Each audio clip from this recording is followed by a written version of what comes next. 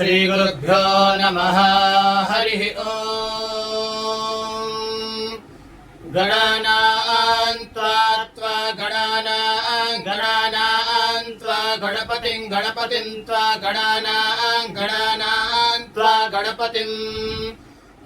गणपतिं त्वा गणपतिं हवामहे गणपतिं त्वा गणपतिं हवामहे गणपतिं हवामहे गणपतिं हवामहे कविं हवामहे गणपतिं हवामहे कविं गणपतिमिति गणपतिं हवामहे कविं हवामहे कविं कवीनां कविं हवामहे कविं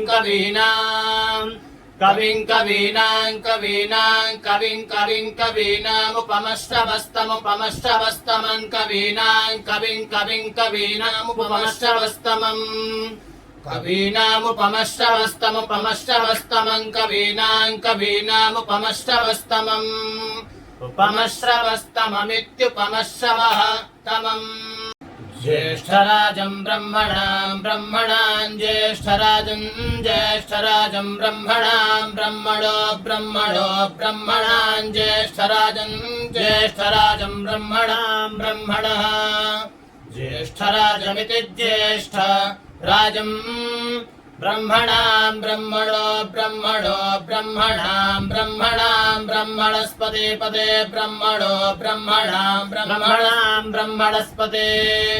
ब्रह्मणस्पते ब्रह्मणस्पतानो नापदे ब्रह्मणस्पतानाः पतानो नापदे पतानः शृण्वन्नापदे पतानः शृण्वन् आनाः न शृण्वन्नोतिभिरोतिभिः शृण्वन्नोतिभिः